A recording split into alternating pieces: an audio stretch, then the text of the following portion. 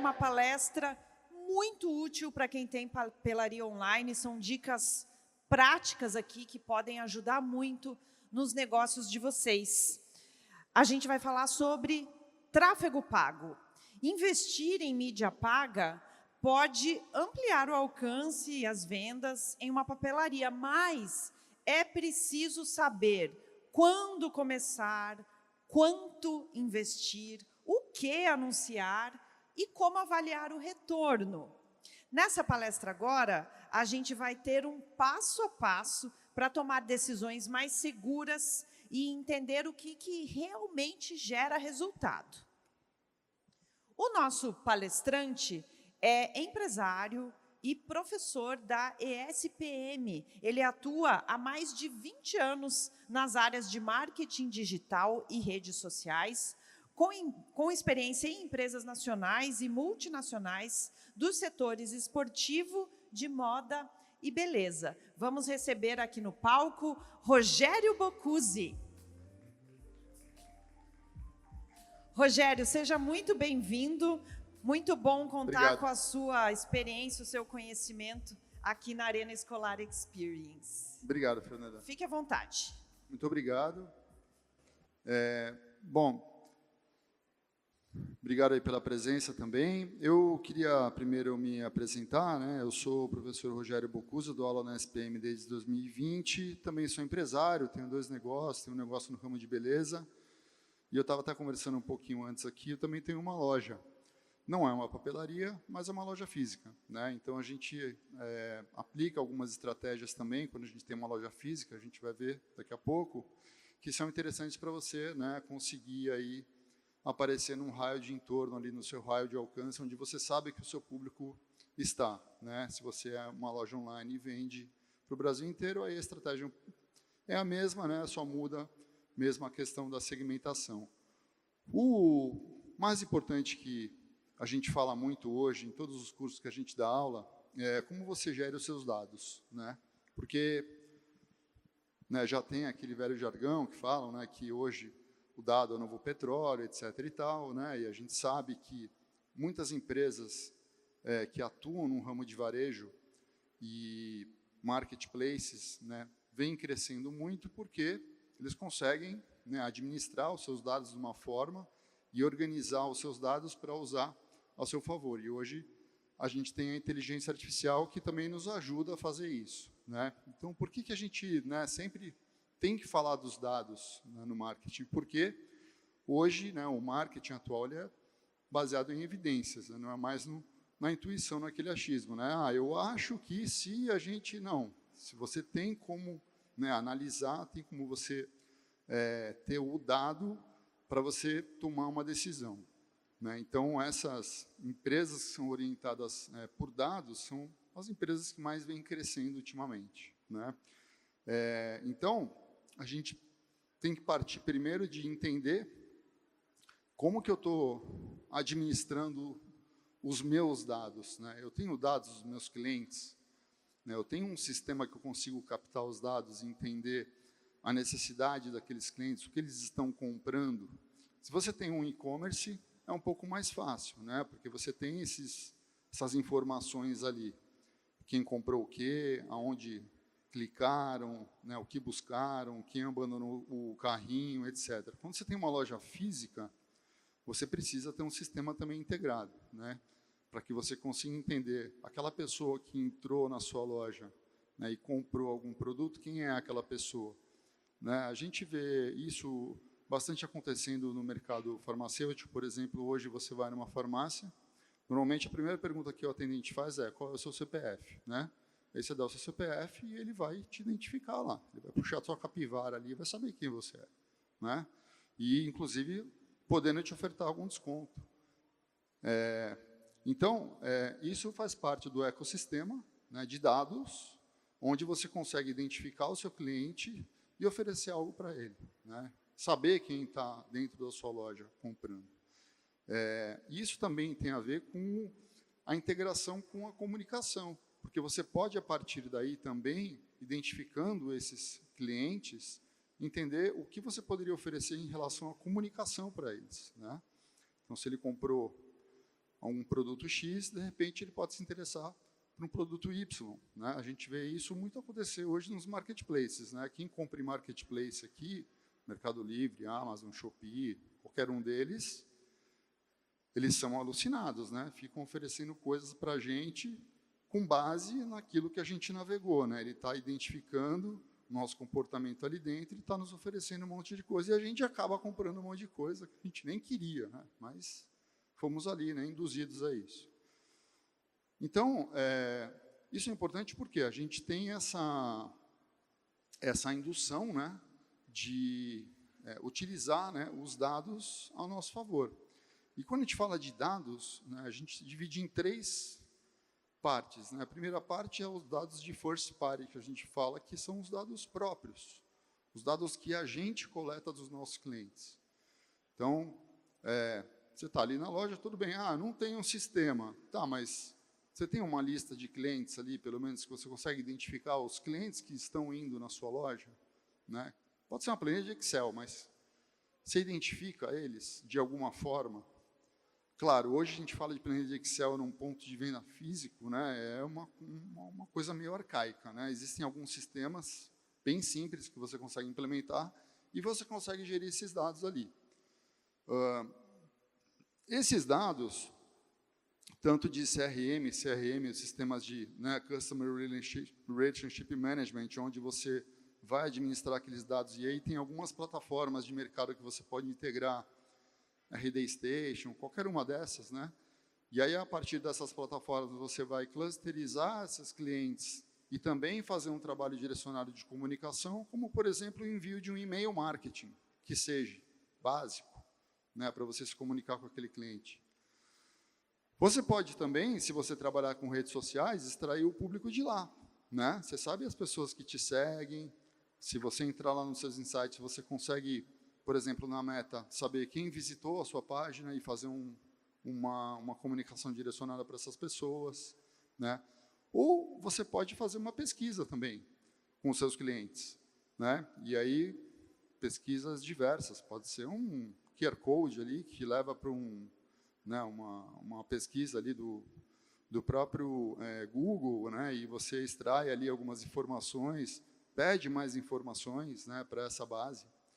A gente tem os dados a gente fala de second party, né, que são os dados secundários, que são dados que podem ser compartilhados ou utilizados se você tiver um parceiro, né, um revendedor, por exemplo, os próprios marketplaces, né, e aí, quando você revende o seu produto lá, existe uma forma de você trabalhar com os dados daquele marketplace, se você for um player que você realmente vende nesses lugares, né? E você utiliza os dados daquele marketplace para fazer campanhas para vender o seu produto lá dentro, né? Então, os marketplaces conseguem identificar pessoas que estão buscando por um determinado segmento de produto ou por algum produto específico.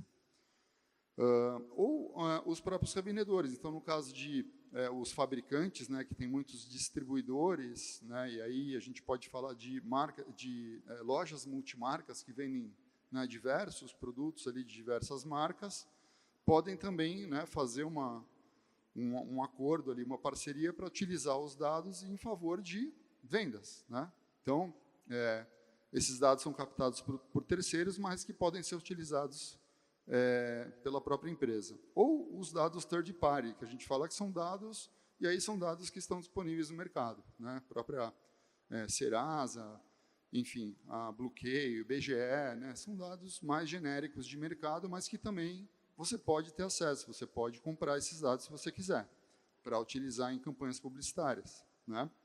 Então, a partir daí, você pode, né, fazer campanhas segmentadas, né, para atingir esses públicos, né, esses segmentos, mas o que a gente sempre traz também, e que é muito importante, como é que estão os pontos de contato da sua marca, né? E aí, isso a gente pode falar para papelarias, e a gente pode falar também para outros mercados, né? Mas é muito importante por quê? Porque a gente vê que, às vezes, a marca se preocupa muito em aparecer na rede social, né, em viralizar no TikTok, em, sei lá, fazer alguma ação, investir uma grana forte ali em advertising, né, em anúncios, nas próprias redes sociais ou em outros lugares. Mas quando isso se canaliza, né, realmente para a ação, que pode ser uma ação de um simples contato com a loja, uma pergunta sobre alguma coisa que a pessoa viu naquele conteúdo, ou até mesmo um telefonema, que seja, né, essa pessoa que foi impactada, que é o mais difícil, que você conseguiu chamar a atenção, ela ficou no vácuo, né, e ela não teve a resposta que ela precisava naquele momento. De repente, isso pode ser considerado como uma perda de uma venda, né? Porque você estimulou aquela pessoa que viu um conteúdo, viu alguma coisa, e ela tentou entrar em contato com a empresa para tirar uma dúvida, ou para fazer uma pergunta simples, e a empresa ficou no vácuo. A pessoa ficou no vácuo, né? Ou, por exemplo, você faz um bom trabalho ali e tal, né? De geração de leads, captação de clientes, etc., só que o seu atendimento na sua loja é ruim, né? As pessoas não estão sendo bem atendidas. Então, a pessoa pode ir lá, ela vai comprar um produto, vai ser mal atendida, a probabilidade dela voltar lá é muito pequena, né?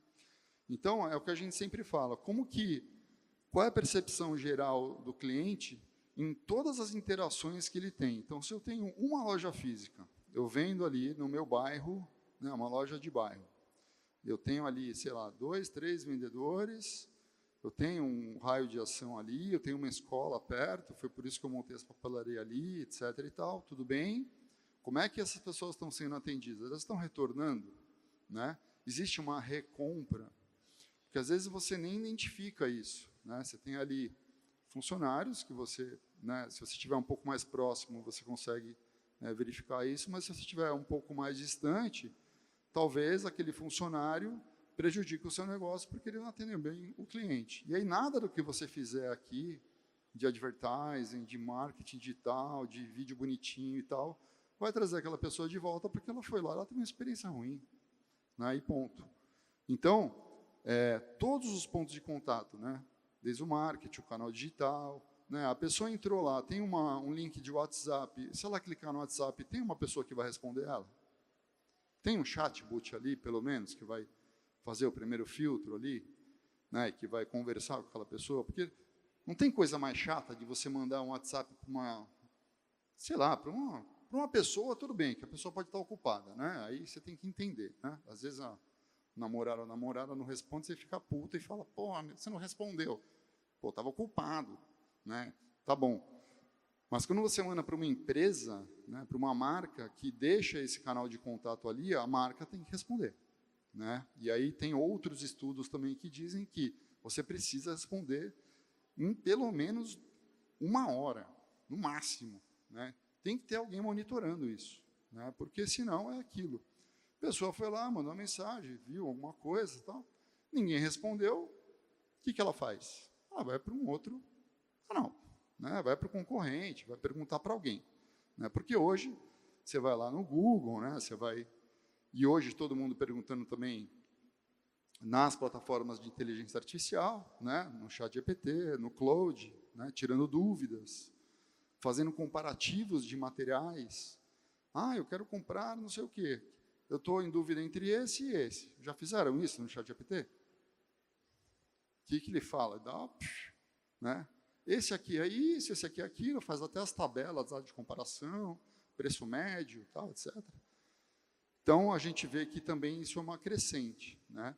Muitas pessoas hoje buscam informações nas plataformas de inteligência artificial. Mas e o Google? O Google também, no Gemini, né? A gente busca no Google hoje, primeiro resultado vem da IA, né? Depois vem os resultados pagos lá embaixo e tal.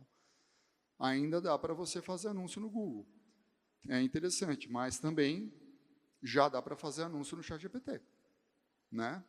Ainda não disponível no Brasil, vai estar disponível agora nos próximos meses, mas em alguns países do mundo você já consegue fazer anúncio dentro do ChatGPT. E aí você entra lá no Google e coloca ali, né, papelaria perto de mim, que é o básico, né? As pessoas vão procurar ali, sei lá, de repente, onde elas estão naquele momento, ou, né, se elas estão nas suas casas, né? Tudo bem que se está na sua casa, você sabe mais ou menos a papelaria que tem ali próximo da sua residência. Mas isso aqui é básico, né? Porque a pessoa vai procurar isso no Google e o que ela vai achar? Vai achar o perfil ali da papelaria e ali tem todas as informações que você coloca, né? Você coloca do seu negócio. Então, tem desde você abrir as avaliações, né, que também é importante, né? Mas tudo que você tem, se você tem rede social, se você saiu na mídia, o seu horário de funcionamento, o seu site, o seu telefone, isso aqui é básico. Quem não tem isso já está perdendo o jogo, né? Então, quando eu recebi, né, o convite para vir aqui conversar com vocês, eu fiquei pensando, porque a gente também tem loja e a gente também fala muito sobre isso, né? Isso aqui é básico. Você tem que, pelo menos, ter a sua empresa muito bem apresentada no Google. E aí é simples, você entra no Google Meu Negócio, você vai colocar as fotos do seu negócio, né, do seu estabelecimento ali. Se você é uma empresa online, aí tudo bem, que aí você vai ter um site, né? Mas aqui, para quem tem loja física, isso é primordial. Você tem que ter a sua empresa cadastrada no Google, né, com as informações. Por quê? Porque as pessoas vão lá procurar a papelaria e vai aparecer o seu negócio lá, né? Vai aparecer o pinzinho ali, né? Então, antes de qualquer coisa, né, de qualquer anúncio, quem for buscar o seu negócio no Google vai ter que, né, para quem tem loja física, você vai ter que colocar essas informações no Google Meu Negócio. E aí tem o Google Ads, lógico. Eu quero anunciar no Google. Perfeito, tudo bem, né? Todo mundo anuncia no Google. Nem todo mundo, né? Mas é possível você também fazer um direcionamento, né, com o objetivo de que você quer receber visitas no seu estabelecimento, ou se você vender online, tudo bem, você pode colocar ali que você quer receber pessoas no seu site, né? Mas ali você tem os objetivos, né? Primeiro que ele vai te perguntar, mas para quem tem uma loja física, né, e está estabelecida em algum bairro, em alguma região, ou em alguma cidade, por exemplo, você tem uma loja em uma cidade do interior, né? Você pode pegar todo o raio de ação ali daquela região ou a própria cidade. E aí você pode incluir ou por CEP ou pelo nome da cidade, por exemplo. E aí você cria um raio de ação que você sabe que é o limite de onde as pessoas vão vir na sua loja. E por que isso? Porque se você vai investir uma grana, você vai atingir somente as pessoas que estão naquele raio. Você não vai aparecer para uma pessoa que está em outro estado, que não tem nada a ver com o seu negócio, que nunca vai na sua loja e gastar dinheiro com ela. Porque se a pessoa clicar, você vai pagar, né? Então, isso é possível. A gente fala da segmentação geográfica, que é muito importante, né, para quem faz anúncios online, principalmente para quem tem lojas físicas, né? E isso é possível no Google, isso também é possível nas redes sociais, né? A gente está vendo aqui algumas plataformas de rede social, lógico. A gente fala hoje de, né, YouTube, né, a plataforma de vídeos mais vista. A gente fala TikTok, a plataforma de entretenimento, com muitos vídeos engraçados e tal. A gente fala de Instagram, todo mundo utiliza o Instagram. Aí depende muito da sua estratégia e de como você vai conseguir gerar conteúdo para essa plataforma, né? Mas eu diria para vocês que também é importante, né, ter pelo menos um perfil em uma rede social e ali você mostrar também um pouco do que você faz, do que você vende, os produtos que você tem, as novidades, né, acabou de chegar, enfim, né? E aí eu estudei bastante sobre redes sociais, é o tema que eu gosto, né, e trabalho durante muito tempo, porque quando a gente fala de marketing de influência, e isso ainda acontece hoje em dia muito, que são aquelas influências de pessoas para pessoas, né? Então, eu vou perguntar para você, onde você está comprando material escolar para o seu filho? Eu comprei naquele lugar, né? As pessoas ainda influenciam outras pessoas no mundo offline, né? No mundo online, às vezes isso acontece dentro das plataformas de rede social. Então, essas interações que acontecem dentro das redes sociais, e a gente fala redes sociais, inclui o WhatsApp, tá? Grupos de WhatsApp, isso também faz parte dessas interações. Então, as pessoas interagem ali, né? E essas relações de consumo também acontecem dentro das plataformas de rede social.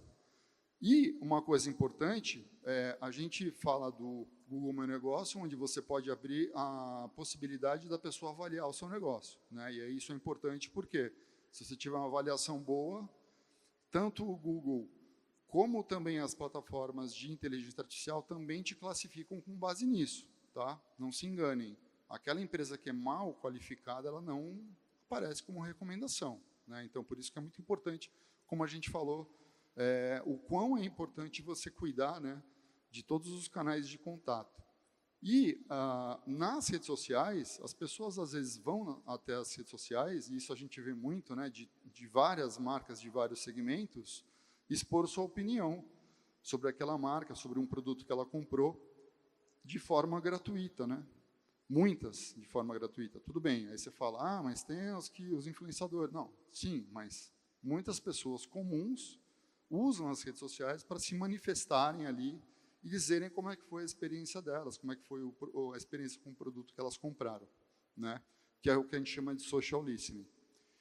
E também, um outro termo que a gente traz é o termo de prosumidor, né? Porque nós somos consumidores de conteúdo, né? Estamos ali consumindo conteúdos de marcas e de pessoas, ao mesmo tempo nós estamos produzindo conteúdos. Seja uma foto que você tira de você, seja algum conteúdo que você produz para o seu negócio, né?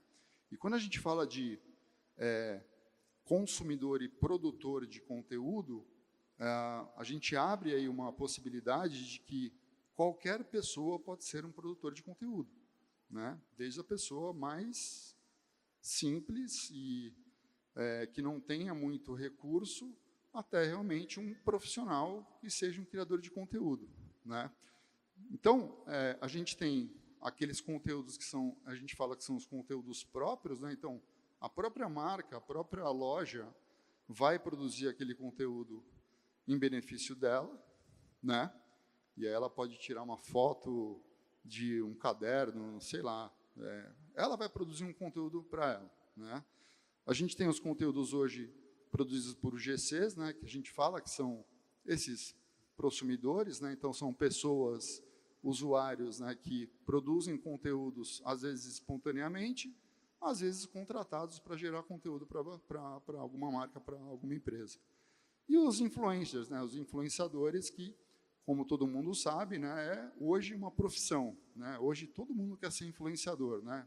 Você quer ir para a escola? Não, eu quero ser influenciador, né? É incrível como a gente está vendo isso acontecer, mas alguns fazem um trabalho muito bom e ganham muito dinheiro realmente, mas não é para todos. E aí, pensando nisso, e também quando eu fui convidada para vir aqui conversar com vocês, eu quis trazer esse case da Staples. Vocês conhecem a Staples? A Staples é a maior rede mundial, né, de lojas de materiais de escritório, móveis, tecnologia, também vende material de papelaria, né? E essa Staples Beatty, né, que é uma criadora que leva o nome de Oblivion, ela é uma funcionária da loja da Staples, na costa leste dos Estados Unidos. E ela começou a gravar vídeos dentro da loja e postar esses vídeos no TikTok. Tá? Esses vídeos, pelo menos é o que eles falam, né, hoje, já acumulam mais de 10 milhões de visualizações. Né? Por que trazer esse case para vocês? Let's make tap in. Thing you have to do, come in store or even online, because you can pick this stuff up same day if you order before noon. or early in the next morning, or get it delivered. Hell, if you don't want to leave your house, got your picture, then we print it off on some sublimation paper, fancy words. Then once I trim this, I'm gonna tape it on the mug. As you can see, we've taped that on there. Then we put it in the medieval torture device that you really want to put your arm in, but you don't. And no matter how much I tell myself it's gonna be fine if I grab it real quick, gotta pop on some hot gloves. Now that got it cool. That's just gonna sit there for a while. And now all we gotta do is peel to reveal.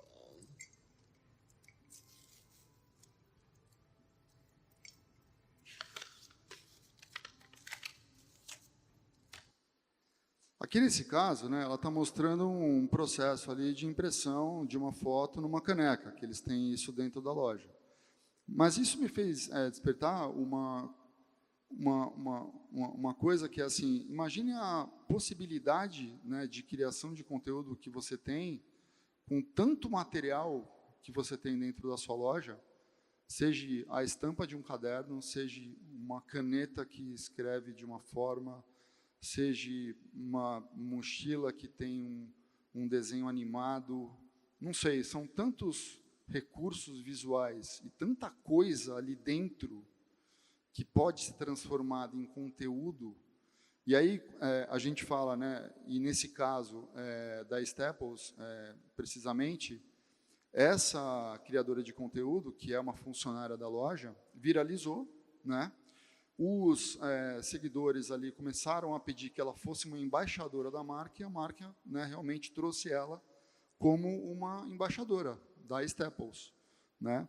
O que é interessante nisso tudo é que, quando você estimula também, né, os funcionários a criarem conteúdos, e às vezes você tem um funcionário dentro da sua empresa que pode ser um criador de conteúdo e pode trazer aqueles materiais que estão ali dentro, né, que são materiais que estão na prateleira, por exemplo, e colocar aquilo num conteúdo visual ou audiovisual e postar nas redes sociais, né? Então, as empresas que liberam, né, os funcionários para também serem criativos, e às vezes funcionários antigos, né, ou funcionários que têm habilidade, né, para fazer isso pode ser muito benéfico, né? Então, eu também fiquei imaginando, né, porque vocês que têm papelarias, né, e trabalham com todos esses materiais, né, e eu dei uma volta pela feira, vi materiais incríveis aí, fiquei imaginando, nossa, cara, quanto conteúdo não dá para ser produzido com esses materiais, né? E aí tudo bem, se não for um funcionário, você pode pedir para alguém produzir esse conteúdo, né? Mas é importante você ter conteúdo, porque hoje a grande dor das empresas é a criação de conteúdo, né? Tudo bem, você está lá no Google, você tem lá o seu negócio e tal, mas se você for ativo nas redes sociais, né, e você conseguir ativar, né, o seu negócio através de conteúdos bem feitos, né, e colocar isso nas redes, isso pode realmente trazer um retorno muito interessante, né? Então, como que esse conteúdo ele é distribuído, né? Como que ele está chegando nas pessoas, né? Você pode colocar isso na sua plataforma de rede social ali e esperar que as pessoas vejam, ou você pode impulsionar ou fazer anúncio dentro das plataformas, né? Em todas elas é possível. Eu trouxe aqui o exemplo da Meta, que é o principal, né? Vamos falar aí de Instagram e de Facebook, mas dá para você fazer em todas, né? Então, dentro da Meta, você também pode, né, fazer um trabalho ali ou de impulsionamento daquele conteúdo que está na sua rede, ou de um anúncio mesmo, um advertising ali, né? Também com base em você criar um público que você já tenha, com base nos seus dados, ou de seguidores da sua página, ou de pessoas similares. Existem, né, algumas possibilidades, né, de criação desses públicos dentro da plataforma, e você também, né, pode extrair fontes externas. Então, por exemplo, eu tenho uma lista de clientes meus que visitam a minha loja ali. Eu tenho o nome e o telefone dessas pessoas. Você consegue importar essa lista para a plataforma da Meta e fazer uma campanha direcionada somente para essas pessoas. Claro, existe um cruzamento de dados, né? O dado ele precisa bater, o dado que tem na plataforma com o dado que você captou, ele precisa ser exato, mas você consegue impactar essas pessoas dentro dessa plataforma também. Inclusive, que se você for fazer um anúncio e utilizar o gerenciador de anúncios para fazer, dá para você fazer um direcionamento mais detalhado também, né, com um dado demográfico, por exemplo, com a formação escolar. Né? Então, se a pessoa está ainda no ensino médio, ou se ela está num estágio mais avançado, né? Então, dá também para você direcionar, dependendo do seu conteúdo, direcionar essa comunicação. Né? E fazer a segmentação geográfica, que para quem tem loja física, eu considero primordial também, para você não se perder muito dinheiro. Então, você tem uma loja localizada num bairro, você sabe mais ou menos, né, o perfil de público, de onde aquelas pessoas vêm, você cria um raio de ação e aí você impacta somente as pessoas ali na sua região. Lógico, se você tem um e-commerce, se você vende online, você vai ter que expandir isso um pouco mais. Mas também, com base no seu e-commerce, dá para você saber para onde você pode direcionar a sua comunicação. Né? Se você não tem clientes, por exemplo, no estado do Amazonas, você pode excluir esse estado e fazer uma campanha para os estados onde as pessoas compram no seu e-commerce. Né? Então, a segmentação geográfica eu considero primordial para quem tem loja física. Né? E pode fazer campanhas, inclusive campanhas para cada loja. Cada loja pode ter o seu público, né, com essa segmentação. Se você tem uma loja em uma cidade, é um pouco mais fácil, porque você consegue, né, atingir a cidade inteira. Se você tem uma loja, por exemplo, na cidade como São Paulo, né, que é uma cidade em cada bairro, também dá para você fazer ali um raio de ação para você atingir as pessoas que estão ali em torno do seu negócio. Né? E aí, aqui finalizando, né, hoje, né, os consumidores esperam que as marcas os conheçam. Né? Quantas vezes a gente não vê anúncios que não tem mais nada a ver com a gente? Né? A gente é impactado por anúncios ali que não sei porque aquilo lá chegou para mim. Né? Aquilo lá chegou para mim porque a empresa que está fazendo aquele anúncio não fez uma segmentação correta e ela não me conhece. Né? Então, hoje em dia, dá para você ter esses dados, né, e fazer essa comunicação muito direcionada, vamos dizer assim. Né? O Philip Kotler, que é o pai do marketing, já dizia isso na penúltima obra dele, né, que é o marketing age to age, human to human. Cada vez mais as comunicações serão mais direcionadas, serão mais afinadas para o perfil de público, né, e isso com base nos dados. Certo? Eu vou abrir para, se alguém quiser fazer uma pergunta, eu encerro por aqui e agradeço a atenção de todos. Muito obrigado. Alguém quer aproveitar e fazer uma perguntinha? A gente tem tempo para uma só. Não? É só levantar a mão. Vai chegar aí o microfone para você, tá? Para todo mundo poder te ouvir.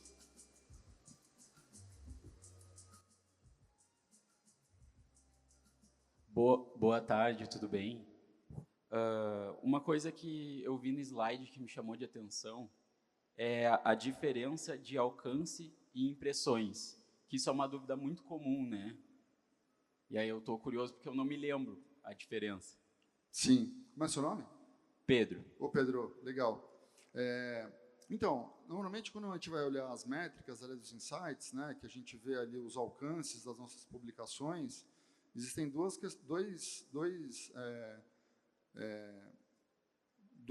campos ali, né, o campo de impressões e o campo de alcance. Quando a gente fala de campo de impressões, ele sempre vai ser maior do que o de alcance. O alcance é quantas pessoas você conseguiu impactar.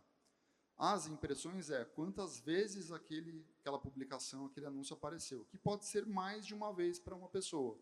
Então, muito comum uma pessoa ver 2, às vezes 3 vezes o mesmo anúncio. Né? Ou seja, as impressões vão ser muito maiores, mas a quantidade de pessoas exatas ela está ali no alcance. Tá bem, obrigado. Rogério, muito obrigada. Muito bom contar com o seu conhecimento aqui na nossa programação. Obrigada por essa aula. Eu peço aplausos para o Rogério. Obrigado.